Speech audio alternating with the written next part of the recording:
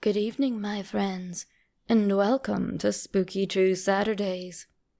Since I am still recuperating from an illness that awoke me yesterday morning, tonight's tale shall be a short one.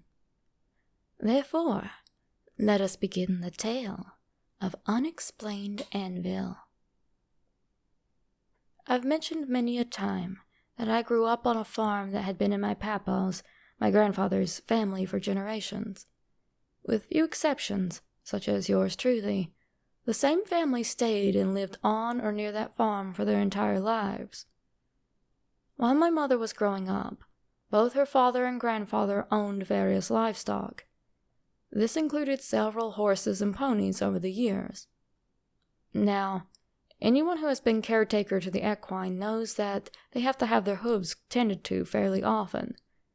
They must be inspected for cracks, have the mud cleaned out, and, most importantly, make sure they are well shoed. As Papa's father had a bit of a blacksmith in him, as many old farmer folks did, he could often be found making and adjusting horseshoes and horseshoe nails at this old anvil of his. Because of the way the landscape was around those parts, sound carried very far, so a single peal of an anvil could be heard even a couple of miles away. My mother loved her grandfather and horses, so there was many a time she spent watching the man work. When he died, the anvil was passed on to my papa. Of course, after my mother's last equine friend passed from old age, Papa seldom had a reason to use the anvil. It remained at the barn near his house for times in which he needed it, but it mostly became something for squirrels and barn cats to play on. I should mention that, by the time this story happened, no one else for several miles around did any sort of blacksmithing work. Those of you that have know that bashing metal against an anvil makes a particular sound. In addition, since I had lived in that area most of my life, I could with ease tell what a sound was coming from. Early one morning after my mother's house was built, just as dawn was slowly starting to peek over the trees, I saw my mother was standing out on the porch, staring off at something. Since my mother has never been one to just space out or really stop and smell the roses, I knew she had to have been watching something. As we had coyotes coming in close, I figured it was that, and stepped outside to get a good look at them and see if I could help run them off. Instead, for once in my life, I catch my mother gazing off wistfully toward the trees that head toward my grandparents' house. I ask her what was going on. Now, my mother has a flair for the dramatic, and has long been quite the troubled person, but she's not usually one to make up something about the supernatural. It's one of those lines that most people don't cross back there, at least when they're relaying something serious.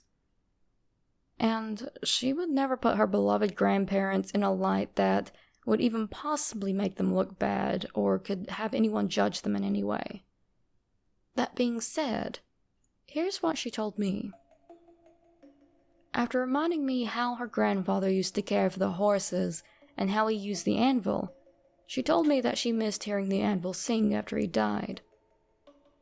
However, not long after he passed, there were times my mother had been in the woods or fields up from where her house now stood and could hear a phantom anvil ring out. It usually happened around dawn or dusk, and anybody that possibly could have been using anvil was always accounted for.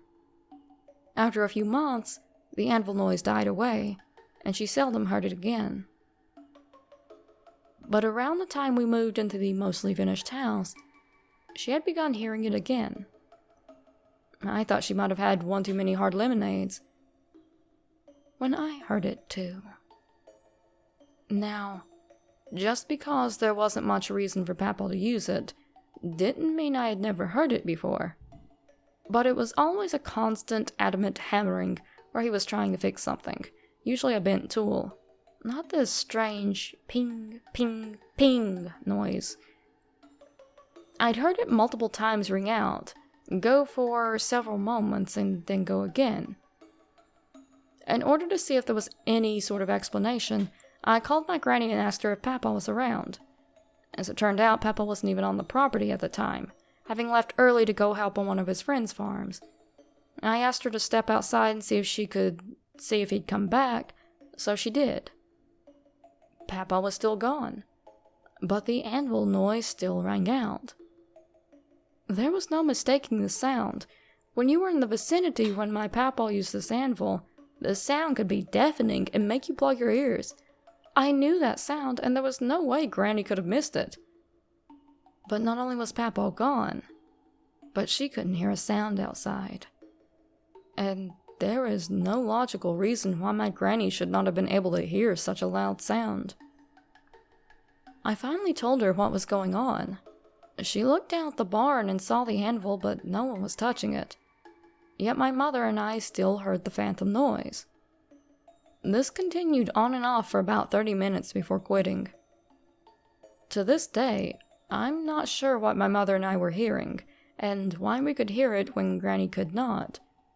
My mother seemed to think that it was her grandfather expressing his pride in the hard work she put into making her new house. Whatever it was, it caused my mother to chill out and actually look happy for once. A feat far more supernatural a concept than any haunted anvil. Well, my friends, I hope you all enjoyed this story. Leave your theories about what the noise was in the comments below. Like, share, sub, and all that fun stuff. And I'll see you all real soon.